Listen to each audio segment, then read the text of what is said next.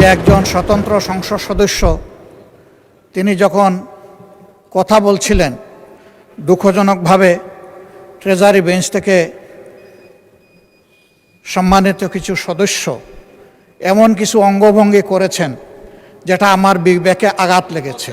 ধন্যবাদ মাননীয় স্পিকার। এই সংসদ দেশের সর্বোচ্চ সম্মানের জায়গা। যারা এখানে নির্বাচিত হয়ে এসেছেন দেশের জনগণের সমর্থন, ভোট, ভালোবাসা, শ্রদ্ধা নিয়ে এসেছেন। আমরা সকল সদস্যের প্রতি শ্রদ্ধা জানিয়ে বলবো, কোনো সংসদ সদস্য যখন দাঁড়িয়ে কোনো কথা বলবেন তা নিয়ন্ত্রণ অথবা তাকে এলাও করার একক এখতিয়ার হচ্ছে মাননীয় স্পিকারের।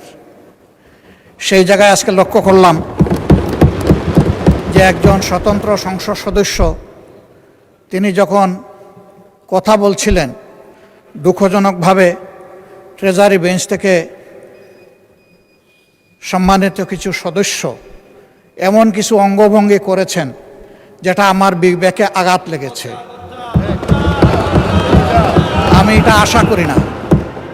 এমনকি আমি এও লক্ষ্য করলাম, একবার দুইবার নয়, 4 বার 5 বার নির্বাচিত হয়ে এই সংসদে যারা এসেছেন তাদের কেউ কেউ এই কাজটা করেছেন।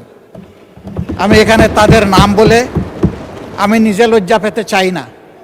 আমরা প্রথম দিনই অনুরোধ করেছিলাম ভালো কিছু সংস্কৃতির চর্চা হোক এখানে, এবং আমরা শিখতে চাই। আমরা জাতিকে নিজে শিখব, জাতিকেও আমাদের সাথে উদ্বুদ্ধ করব।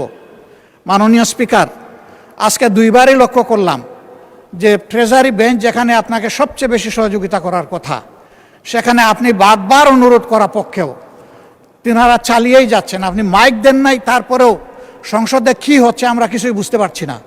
আর শেষমেশ যখন